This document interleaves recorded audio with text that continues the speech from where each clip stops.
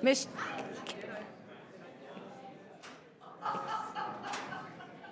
if I can have,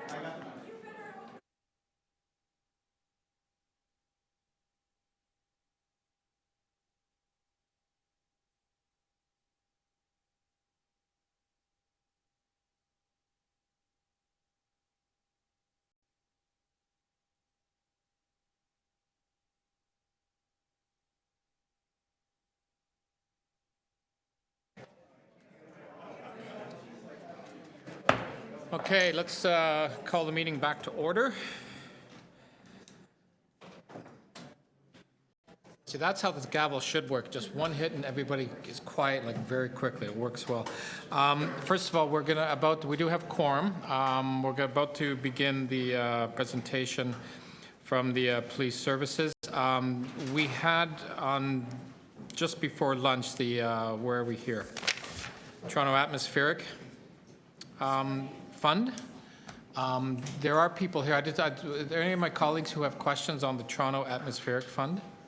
Good. I didn't think so. Anyway, I do know they're here. I just wanted to release them so you don't have to wait around to after the police.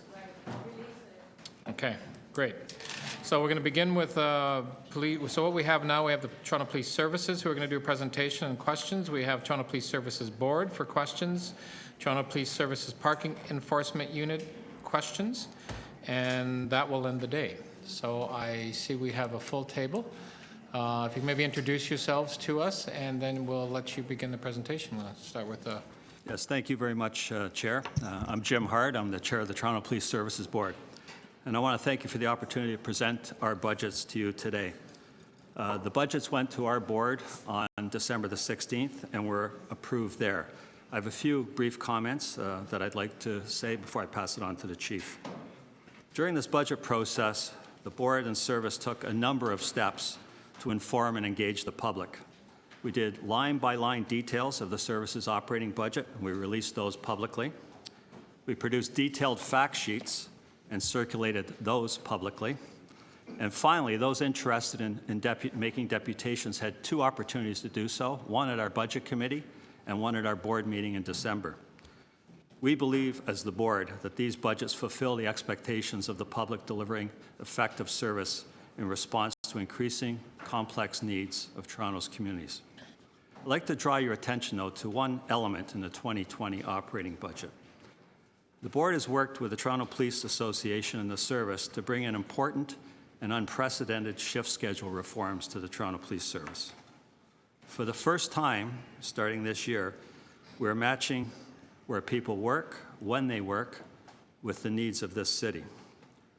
The move to a new shift schedule will create a positive impact right across the City of Toronto, with more officers available to the public when and where they're needed the most, also increasing the time that each and every officer has to spend on community safety and community engagement activities. So I'd like you to think about that as the Chief and his staff walk you through the budget. I'll pass it over to the Chief now. Thank you. Thank you, Chair, Council members. I'm pleased to introduce the presentation of our 2020 budget to you this afternoon. This is a result of many months of work and discussions. So first, I want to acknowledge the work of the many members of my team that have done so to bring us to this point. Our budget this year is about investing in people, communities, and technology to meet the needs of policing a growing city. The service will continue to focus on intelligence-led policing and deployment to ensure that we are where the public needs us the most. We are investing in both our uniform and civilian people and serving our communities. We are adding resources to improve public safety, to address pedestrian and traffic safety, and building stronger partnerships through the expansion of our neighborhood community officer program. We have a track record of fiscally responsible budgets. We've managed a 0% increase in 2017 and a 0% increase in 2018 and delivered $100 million in efficiencies while implementing our modernization plan.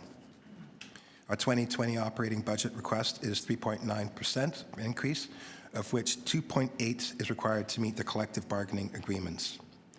1% of the request increase will fund our planned investments. These investments, combined with our move to new shift schedules, will support us in moving towards more proactive policing. Public safety in a city where the population and density increases annually requires innovation and investment. Our budget proposes investments that will help us meet the evolving requirements of policing a growing city. We are requesting a total of 341 net new officers in order to support the service in moving to a more proactive policing and enforcement model. The additional officers will augment our approach that is proactive, intelligence-led, and response-focused to keep our communities safe. The addition of these new officers will help the service enhance community safety and allow us to build towards increasing proactive policing. We will talk today about the opportunities and the challenges facing the service, including our new shift schedule, and how this new initiative will support the service in moving towards more proactive policing. I'd like to thank you, and now I'll hand it over to my Chief Administrative Officer, Tony Venziano, for a more detailed presentation of the budget with his staff. Well, thank you, Chair and Chief, and good afternoon, everybody. With me today to assist with the presentation and certainly help me answer any questions is our Acting Director of Finance and Business Management, Cindy Grant. Just go right forward. Right to the strategic. Perfect.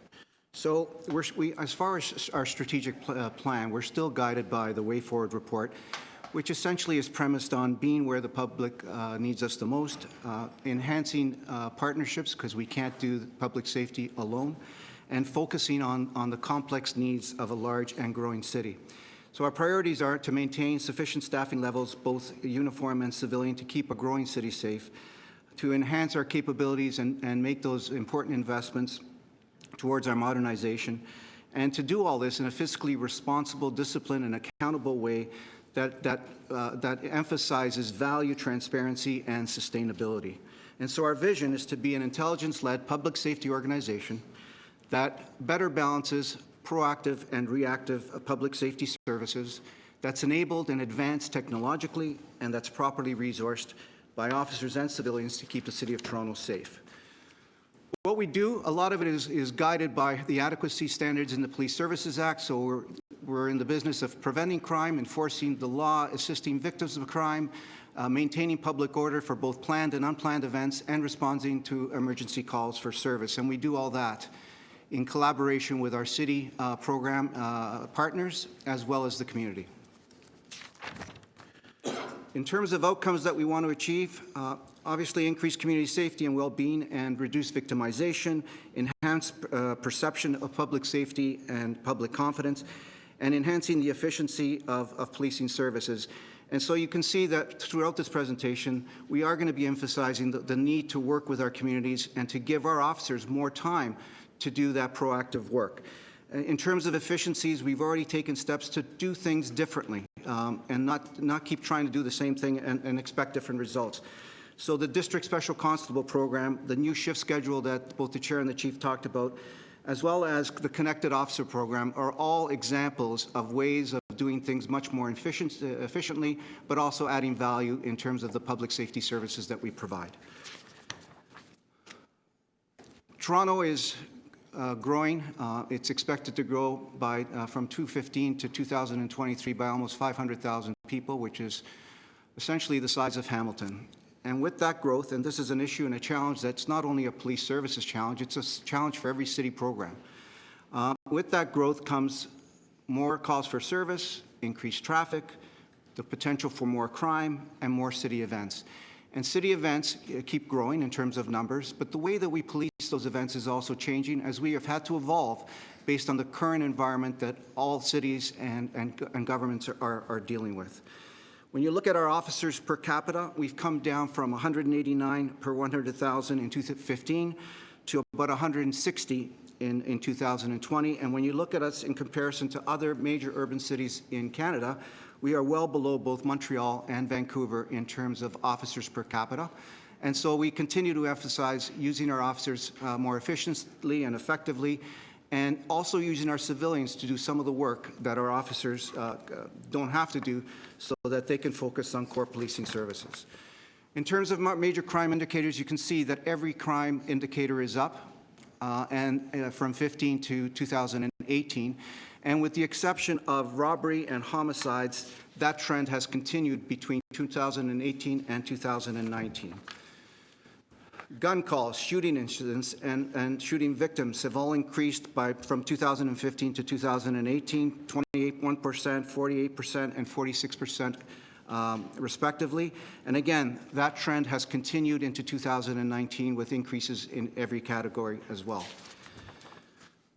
We're also dealing with different legislative impacts and different types. So persons in crises has again increased by over 20%. Overdoses have gone up by 61%, and threatened suicide by almost 36% from 2015 to 2018. And that again, that trend continues into 2019.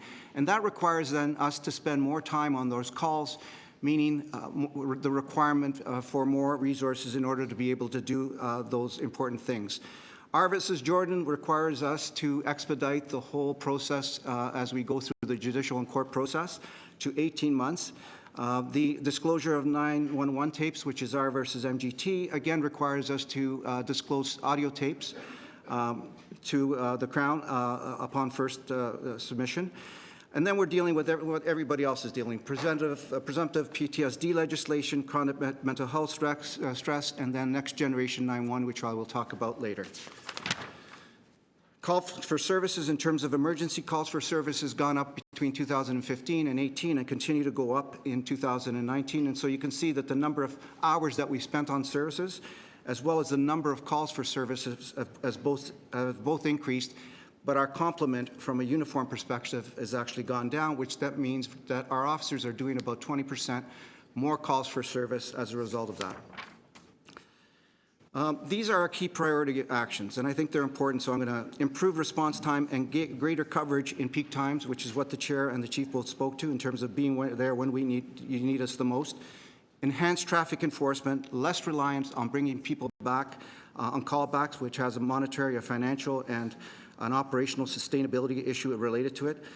More and better engagement with the community and more proactive policing, and ensuring our members are healthy and work in a harassment and harassment-free and discriminatory-free environment.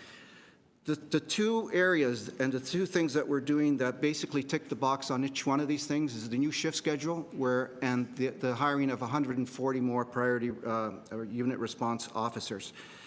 And both of those things will allow us to move to what we call a 70-30 reactive, proactive policing model, which will enable our officers to have more time, more discretionary time to enforce traffic laws and to help focus more on gang and gun-related violence.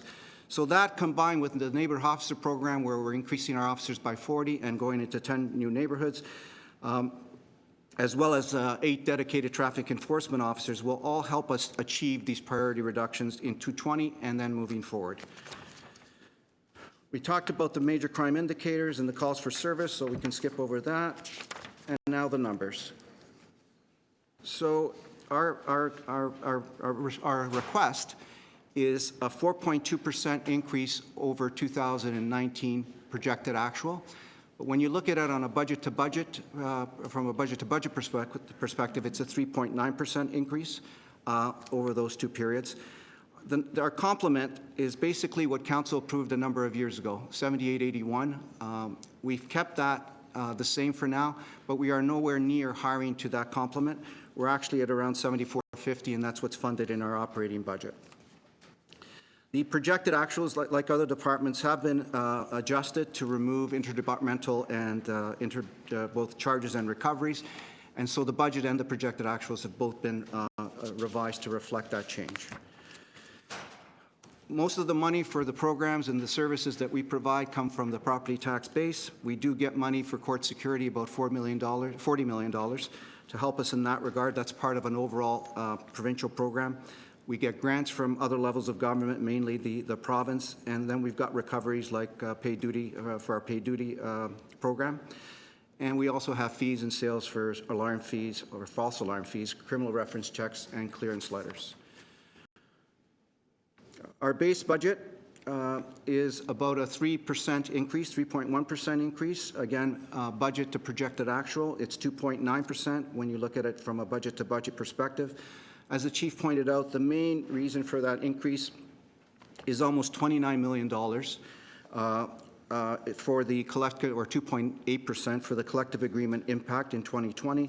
There's also the annualization of district special constables, crime analysts that we've civilianized, and court officers, as well as police officers, so that adds another $4.2 million. We've reduced our premium pay budget by $6 million, budget to budget, in 2020. Basically, premium pay at that level that we're going to, and a lot of this was necessitated by the reduction in uniform and civilian staff, simply isn't financially, operationally sustainable, nor is it good for our people from a wellness perspective. So we certainly had to take some action in that regard. In terms of new and enhanced priorities, as the chief pointed out and the chair pointed out, we're investing in people. 188 new positions, 140 PRU officers, 40 more neighborhood officers, and 8 dedicated traffic enforcement officers. We're also adding to our equity and inclusion and human rights program to the tune of $400,000 and hiring 5 more staff in that area. We hope to implement the body-worn program. We've deferred the actual implementation to mid-year, so that adds a $2.5 million cost. And then we want to reinstitute leadership training. Leadership is such an important part of any organization, and we have to invest in that if we expect our leaders to be leaders at every level of the organization. And you see that the cost of all those on a net basis is $11.1 million in 2020, and it annualizes to $21.4 million in 21 and onwards. In terms of our outlooks, it's basically budget to budget increasing by 3.6% and 4.1%, and I think on a budget to projected actual, it's 3.1 and 3.2% respectively. And you see again, the major driver in terms of our outlooks for both 20 and 21 is the collective bargaining agreement, as well as annualization of investments that we make this year and next year. Now to our capital program. And so you can see that we have assets totaling about $323 million in a number of different categories that allow us to provide public safety services and give our members the tools that they need to provide those services on a day-to-day basis. That $323 million does not include real property. All of our facilities are owned by the city, so it's not included in that number. And really, our capital assets provide the necessary infrastructure to keep our facilities and systems in a state of good repair, allow us to replace our assets on a life cycle so they're always working the way they should be working, improving enhanced information for decision making, enhancing officer and public safety. All of those, again, will help us achieve a reduced facility footprint and still deliver the same level or better services, additional efficiencies and value-added services in our operation, and enhance public trust and accountability. In terms of our capital funding, our program would include over the 10-year period $617.3 million, and that includes a carry forward. When you exclude the carry forward, it's $587 million, 20 to 29, and $202.9 million in 2020, or on a net basis. Most of our money, or a large part of our money, comes from our vehicle and equipment reserve to actually help replace our systems and assets. And we fund that reserve through our operating budget. And so it's important that we increase or ensure that the health of that those reserves continue so that we can actually replace the equipment that we need to replace. We also have 14% of it that's funded, helps us fund through development charges, and the city borrows about 35% for us for the remainder. This kind of gives you a very quick breakdown of what's included in the $617 million. We've got infrastructure, both to improve to fix our aging infrastructure, but also to move forward on the district model of policing, which we are committed to doing. And that means building divisions that meet our operational requirements in an environment where we're going to become more mobile. We need instantaneous information. So all of those investments that we're making in the divisions will help us do that. On the information technology side, which is 36% of our ask, we're looking at Next Generation 911 and the requirements there, which are legislated requirements that will allow for real-time text and the ability for members of the public to provide not only voice, but also video and data to us. Replacing our workstations, our servers, our network, vehicles, radio replacement, and the infrastructure around that we do with Toronto Fire and Toronto Paramedic Services. We're investing in body-worn cameras, the automated fingerprint identification system, and as well as our wireless parking system and parking enforcement. And so you can see on this slide that the majority of the program is, in fact, draws from reserves and debt. Capacity spend. This is an area that we are not at all satisfied with in terms of our spend. We are below certainly where we want to be. A lot of the reasons, or the main reasons for that, is related to operational readiness because of a lack of resources in some of the areas. So certainly we've been working with the city to recast that and certainly consider achievability and readiness in terms of our program. Some of the programs also we looked at to say, does it still make sense to do it this way? And we wanted to confirm that we were doing the right thing before we actually started spending money, which of course delayed things. And some of the things are beyond our control. We had a very healthy community consultative process with the new 54-55 district facility. That whole process took a lot longer than we thought, at almost 2 years. So we are now in a position where a lot of our facilities, as well as our information technology process, they're either at a procurement stage, or we're actually, we've hired architects in almost every one of them. So we're ready to go in. So we feel very confidently that we'll certainly be able to increase that capacity spend in the years to come. And this basically tells you where our projects are at. And you can see our in progress is about 96%. I talked about capital, and I talked about Next Generation 9-1. The first phase is, in fact, included in our request, and we've actually had to increase it to reflect better and more up-to-date information that we've got in terms of that first phase. But there's a bigger phase as we move to Next Generation 911 in terms of additional space and system requirements. The fact that our communication operators now have to deal with data and video will increase exponentially the amount of time that they will need to actually deal with those resources. And while we'll try to mitigate some of that through robotics and the use of bots to try to mitigate some of that increased requirement, there is no doubt in our mind that we will require an additional resources and additional space. Even now, we've taken some preliminary steps to our current location to open up some space by moving another unit out. That is a very short-term fix. We're looking at a much longer-term fix, which will require, well, we've got it at $78 million. That is a very, very rough estimate.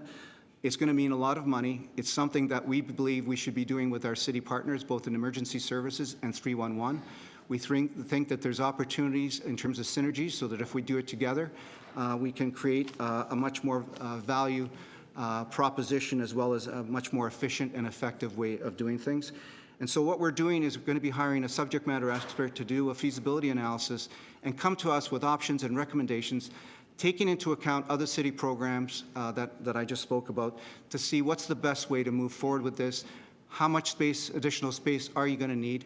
What things can we do to actually reduce that amount of space and the resources that we require, and come up with a plan that we can then incorporate into our 2021 capital program.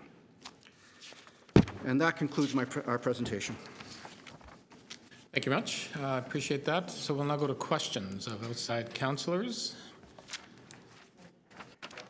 And that would be Councillor Perks.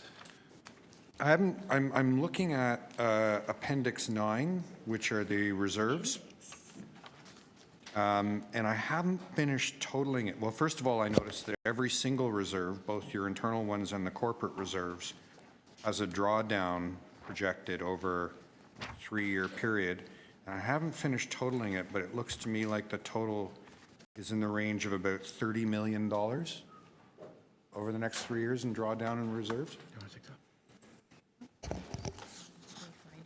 It's here. It's Councillor, page 33. 33 through Of the 35. appendices, yeah. Okay, yes, the total annually is about $30 million draw from the various reserves, Annually. yes. And that's also on slide 17, where we reviewed draws from reserves. Right. Okay. And I don't, Mr. Chair, I don't know what to do. You've got listed here that we're treating the police service parking enforcement unit separately? Yes, so if I have questions on that, I ask later, right? Okay. Okay, thank you. That's all I had. Councillor Carroll, then Bradford. Yes. So in the new officers, they're in the review, they were pretty much counted as needing to go. The bulk of them are PRUs, and then there's some for traffic enforcement to support Vision Zero efforts. But in the presentation today, we're hearing about some resource issues, and maybe they're not all uniform, but resource issues in other places. You know, getting capital spends done. I worry about things that I know you have worked on a lot in terms of training needs, because there's a lot of churn with retirement.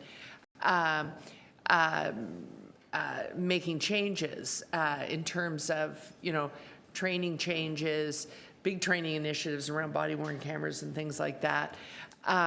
Changing behaviors around how officers deal with and respond to calls about stress, calls about sexual harassment, things like that. Are there enough resources in those areas, the outside of PRU? Are there enough resources there, or will some of these 140 in reality help those efforts? Yeah. Yep, got it. Thank you for that question. So there are a couple of things. Yes, as I spoke at the early onset, there are some of the resources that are going to be used to help assist with the civilian components to the organization.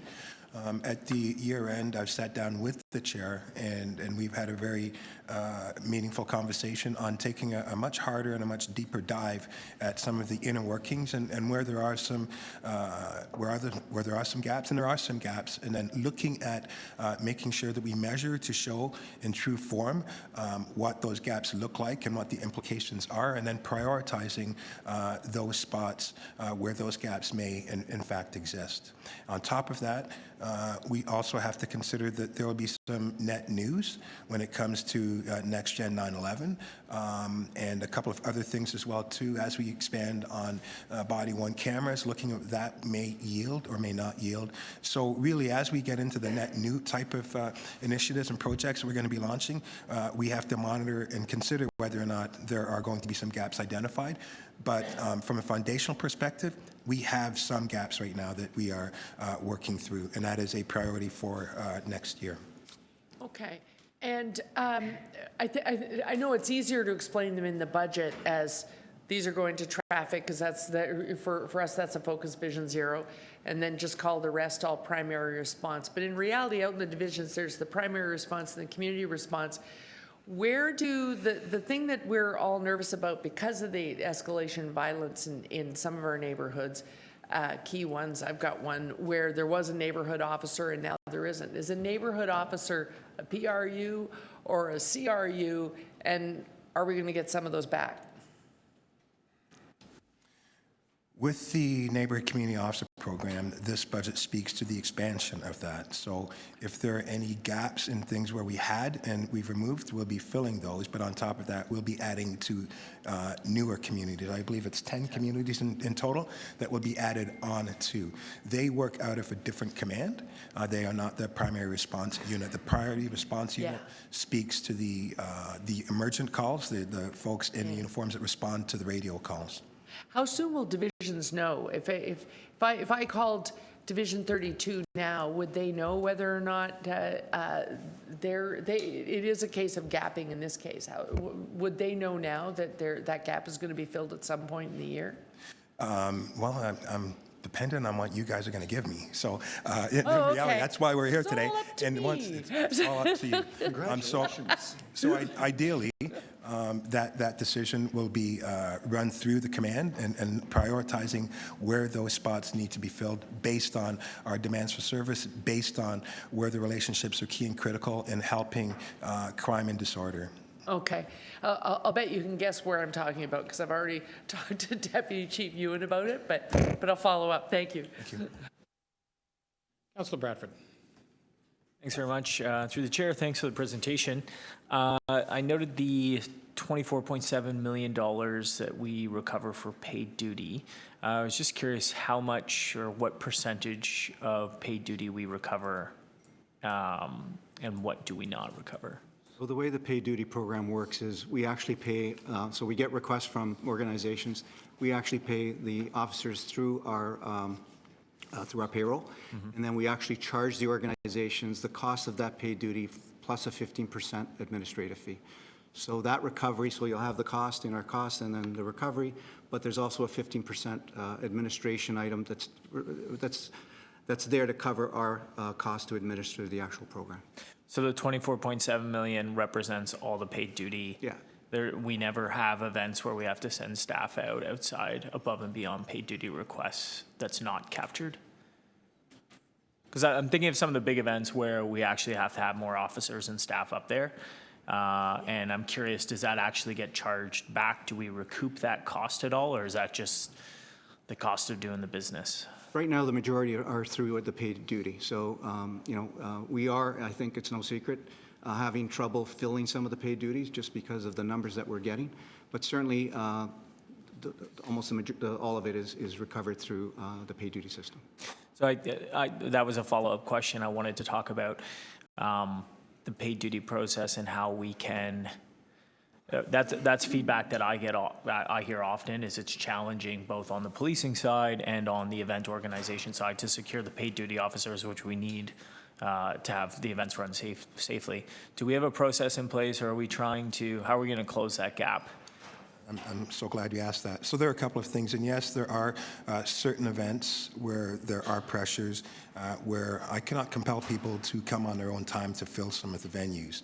And so what happens is when I can't fill those spots for large ticket item events, I have to use the business continuity people. And then that takes people off the radio and now fulfilling these special events that are put within our city.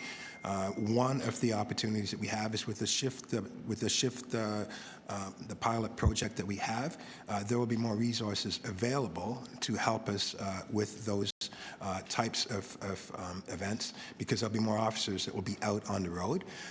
But number two, which is bigger, something that I've asked for quite some time, working with the city on special events. There's a massive gap there, and I've noticed it for years now, and we're in the process of having those candid conversations and really streamlining what can be done and having security at the forefront of the decision-making when it comes to the events in the future.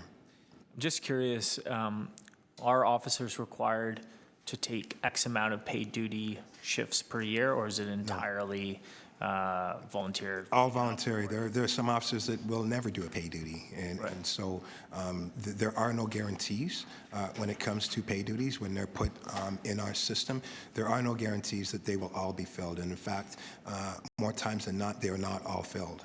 That's right. Do we have a sense of the average number of paid duty shifts somebody picks up per year? There must be like a average number. People do 14, or do they do 6, or do they do 30? No, I'd be guessing if I tried. It varies. In terms of an average, it might be in the $2,000 to $3,000 range. But again, that's not a number that I know for sure. Okay. Just shifting quickly, road safety and traffic enforcement. I'm really pleased, as I think we all are, to see 8 officers coming on for Vision Zero. That's really important with transportation services.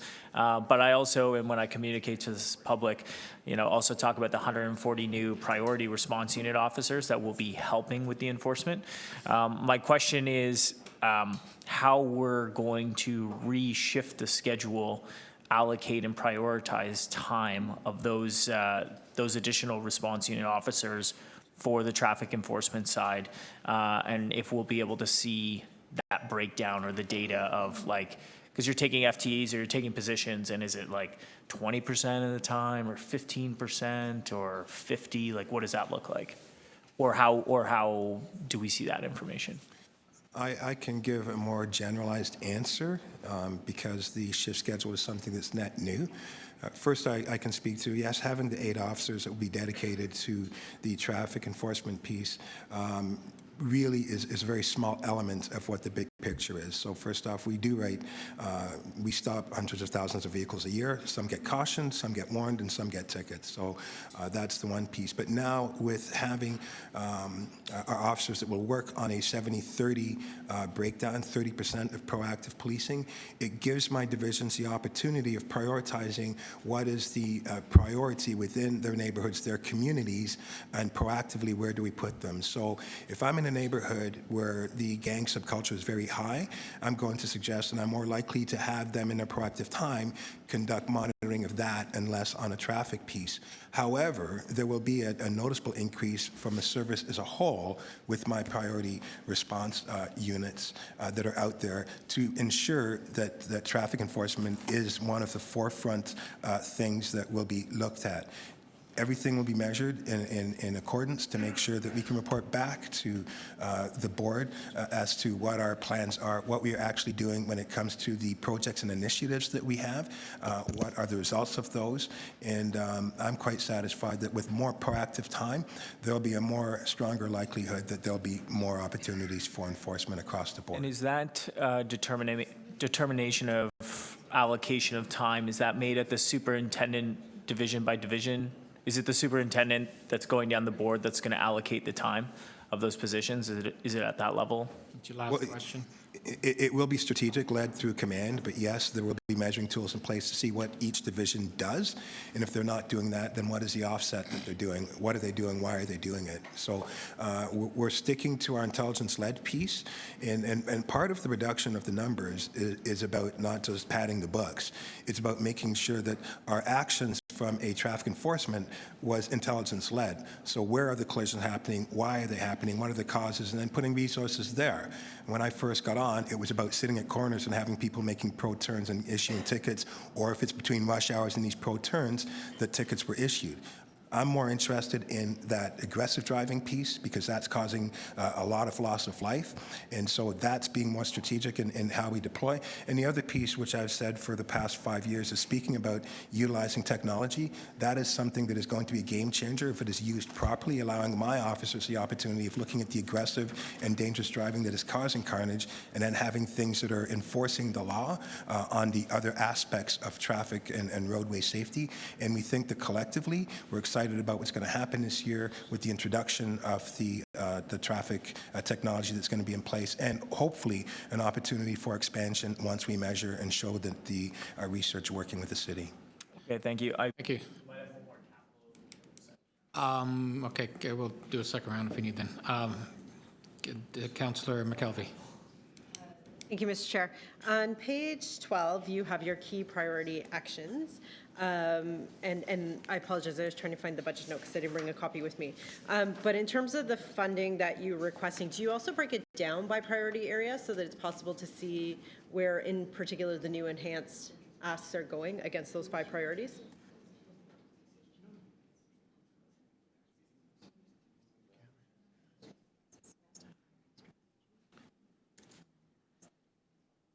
So it will, in terms of how do we deploy, that's a chief and command decision in terms of which ones we go with first. The investment that we're making for the 188 positions, like I said, is about 11.1 million altogether in 2020, annualizing to 15 million in 2021. So it really, which ones go first is really a chief command decision. So certainly, I think traffic and the priority response unit may go for maybe the priority, and then the neighborhood officers would follow. But in terms of the funding, if you break it down by dollars, can you distribute that dollars that you're asking for against those 5 priorities? Oh, I see. That would be difficult only because you can see there's different things that contribute to the achievement of those priorities. And so the connections make that Yes. difficult to be able Yes. to break it down that way? Okay, and then on page 18, so I just want to make sure your net ask is 188 new positions? Sorry, what page? 18? On page 18? Yeah, 188 on the uniform side, and then 5 in the equity, inclusion, and diversity side. Okay, so residents tell me that if they have a call and the officers come, they say there's a long wait. I don't know if that's true or not. I'll leave that to you to interpret.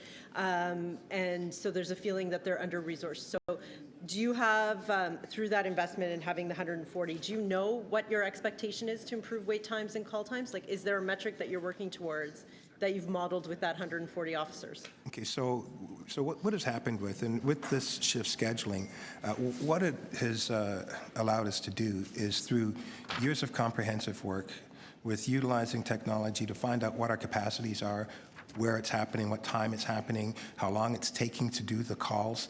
And then working with the first pilot project was we took 41 Division and looked at it from a practical perspective. So how does the theory meet the application? And then working through the association with the board, we were able to crunch out what the exact number is necessary in order for us to properly measure our response times, our deployment right across the city. So the 140 is to fit the shift scheduling model that we are piloting. And it's through experts in law enforcement deployment across the world with the technology to see whether or not A answers to B. And if that's the case, then there should be a noticeable difference in response times to emergent calls. There are some things we have to do, I think, collectively with council and educating our public. Gone are the days that because you call, we show up. We've changed our delivery method in many ways, and some people are frustrated. It doesn't diminish the quality of service that we deliver, but it's done differently. So there are a host of different things. If we're talking about the emergency, the priority 1, 2, 3, there will be a noticeable difference in response times, even though right now the response times are good. We do have one-offs, and that's going to happen when you've got 2 million radio calls a year. But by and large, we are doing a fantastic job. But this should ideally enhance, and there should be a noticeable difference to the community with the amount of resources and the response times to the calls that come in from a priority perspective. And as we look at other delivery methods when it comes to the non-emergent, which represents approximately 40% of our radio calls, we're looking at opportunities to see how we can increase that through other methodology. Okay, great. And you said there was an educational piece to that. So are you looking at rolling out something to inform people of that? Because I think it's important for them to understand the way that the call process works and how that's changed from, our parents and great-grandparents' generation. Yeah. No, we have, and we will continue. We understand there will be, I guess, a community cultural change to this, and it doesn't happen overnight. It takes a period of time.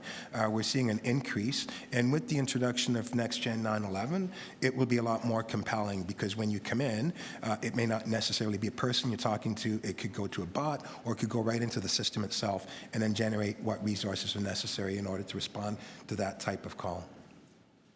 And the other complaint I always get calls about is speeding in traffic enforcement. And so you have here, through Vision Zero, 8 additional officers. Is that enough for the need that you think you have?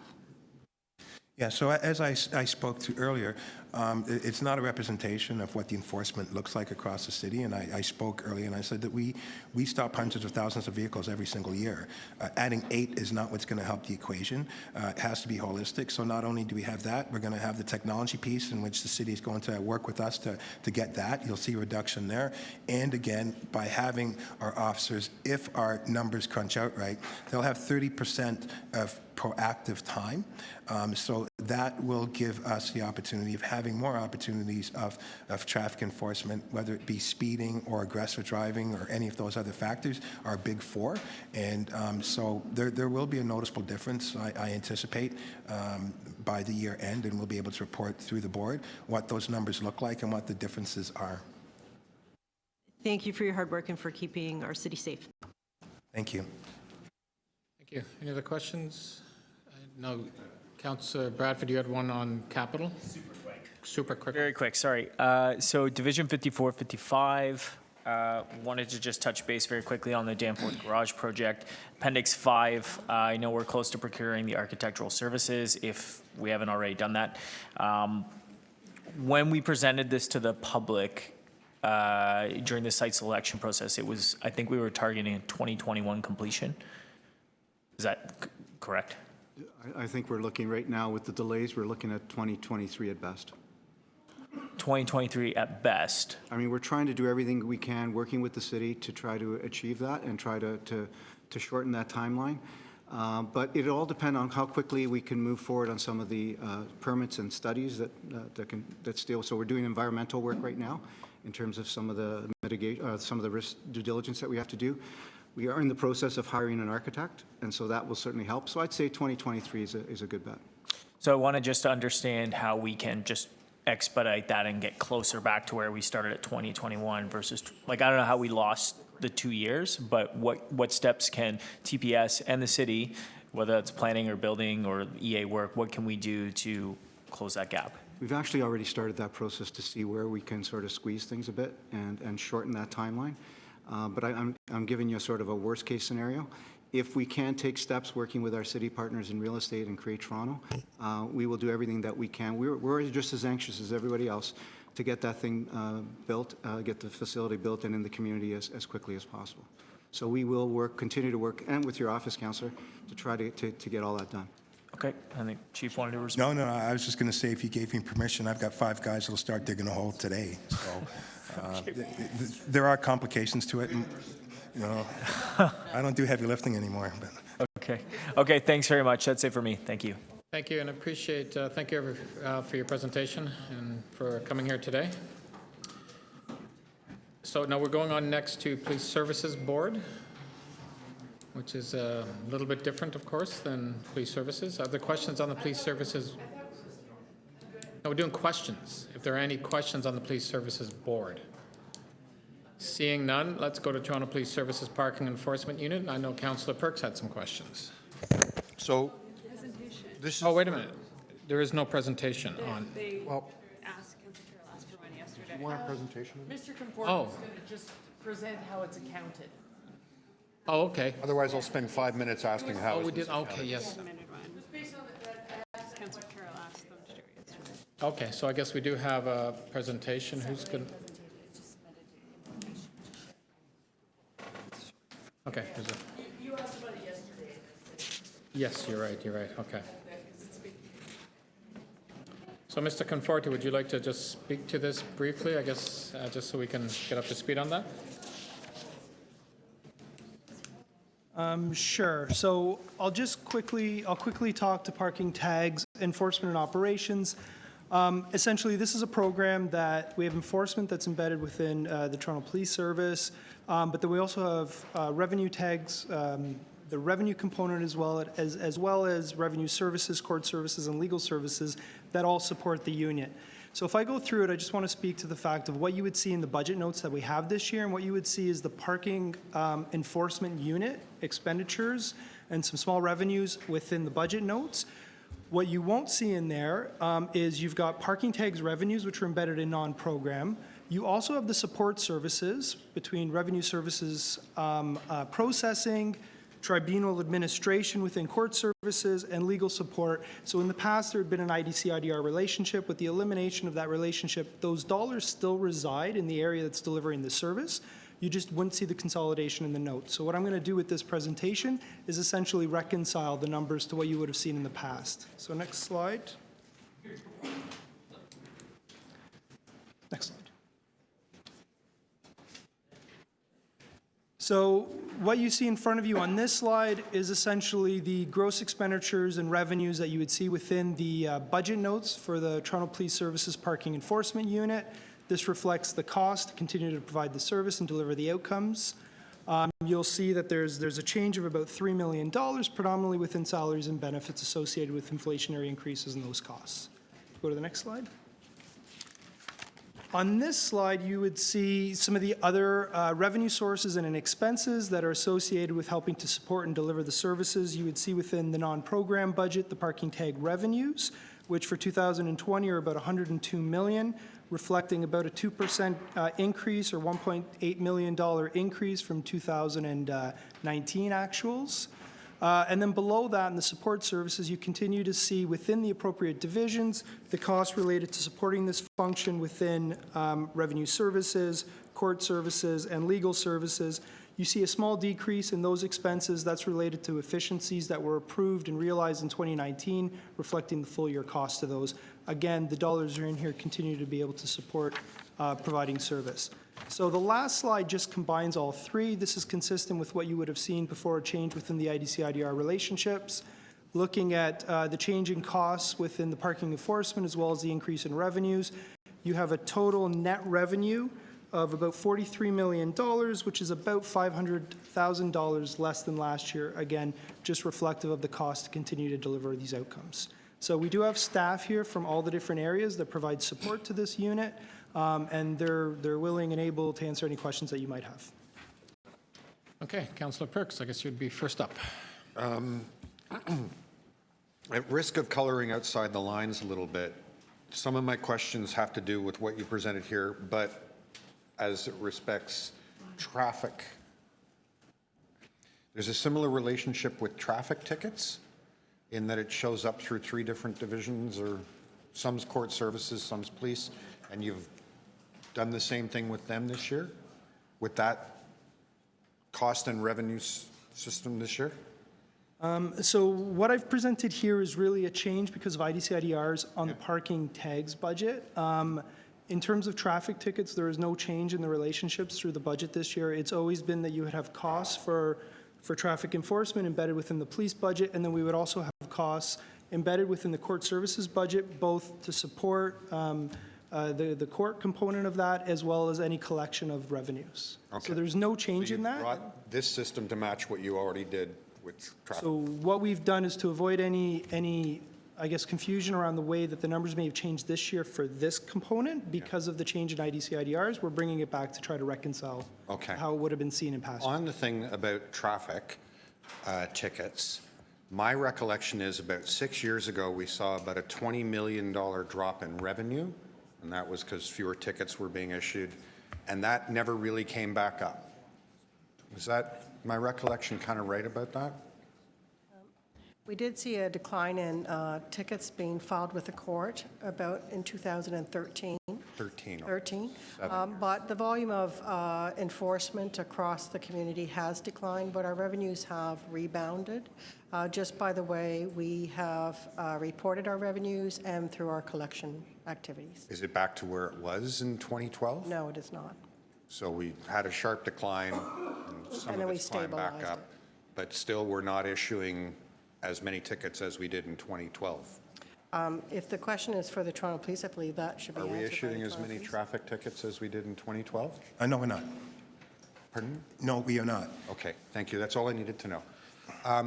To the city solicitor, is there anything in law that says that it must be the Toronto Police Service that issues parking and/or traffic tickets? Parking tickets are enforcement of city bylaws, so while I don't believe in theory that enforcement has to be done by the police, there may be practical reasons for it being done by the police. I'm just asking in law. And with respect to Highway Traffic Act enforcement, I'm not prepared at this point to answer that Do question. you think you could know by the time we get to the end of the budget process? Sure. Thank you. Absolutely. I think that I can answer that question. Yeah. Yeah, no, a bylaw has to be a peace officer. In order to make a lawful demand, it has to be a peace officer. And on top of that, to stop a vehicle, you have to have red lights that are forward, and only first responders by law have that ability. So unless there is a change in law, which might be something you might want to shift towards, right now, the only people that can issue tickets, moving violations, yeah, would be law enforcement. But parking is free for all. Thank you. Councillor Carroll. So with respect to where the revenue went down and it's sort of teeny tiny growth since then, is some of the stuff you were talking about before, some of the technology we're going to use to make sure that we have a community response with respect to, criminal offenses and stuff, could some of that technology be brought to bear so that we could start growing the projection of what we should be seeing in terms of parking and traffic enforcement as well? Yes, absolutely. It is a discussion that the organization has been advocating for years now on that Yeah. discussion. And the reason for the drop are twofold. First and foremost, number one, we are responsible for enforcement and education. Education is a stronger piece because we've learned that education does, in fact, save lives. So we switched from that ground and pound game where you just hit everybody with everything, and we have taken more time by initiating more programs, more awareness, more education, stopping our the people that are infracting on the big fours, so speeding, aggressive driving, impaired, and distraction driving. As you know, distraction driving and impaired are a lot of causes, the main two for loss of life. And so when we focus on the specific ones that are causing the more loss of life, we feel that we're having a stronger impact than just doing the arbitrary pro right turn or things along those lines. But the replacement for that speaks to the technology. There are opportunities to fill those gaps that can produce exactly what people are looking for. Not for revenue, but for saving lives, because we know that technology in countries where it is used reduces fatalities by 20%. So that's the angle in which we've been trying to advocate for that. And so with the technology and with us doing those big four factors, which are moving violations, we can, I think, really cause a reduction on loss of life and egregious harm to members of the public. Okay, and for parking enforcement specifically, it's usually roughly around 400 officers that are part of that unit. It's always somewhere around there, and that's been constant for a while now. You're less likely to see a big bump up from using technology there, I would imagine, because they basically, if they're working an area, they know where the hot spots are, where there's always going to be a problem of parking, blocking traffic, and they go there anyway. It's sort of a legend thing as opposed to a tech thing. Am I right? So again, it actually speaks to the same theme. And yes, there is technology for parking, but that's another day, another discussion. Yeah. But again, what we did in 2012 is we switched from the numbers game to the first and foremost intelligence-led. What is causing most collisions? And we knew that in the rush hour routes and things along those lines, the more you can keep those lanes clear, the better the chances of reduction in the collisions and impact with pedestrians, cyclists, and everything. So switching from the capacity to the intelligence-led caused that reduction. And we have kept that intelligence-led principles because we feel that is a much more important factor. Right. Okay, thank you. Those are my questions. Thank you, Mr. Chair. Good. Any other questions? Perfect. Thank you very much and appreciate all your time this afternoon. That, I believe, is it for this afternoon. We're going to recess till tomorrow. I do want to encourage, the clerk has just informed me we've received no briefing note requests at this point, maybe a couple of them. 2 just came in. So if you have any briefing note requests, trying to get them in as soon as possible. Depending on the volume of them, there's always organization that the clerk has to do. Tomorrow may potentially be a busy day because we have to be up at 3:30. I'm not anticipating it, but well, we'll make the decision by Friday, but again, depending on the volume, sometimes she's had upwards of 30 or 40 of them. Well, I heard she was talking to Mike, so. Yeah, so I don't know about that, so. Yeah, anyway, so I'll be speaking to him, but if you do have any note requests, try to get them in even by noon, so we can at least get them organized. Okay.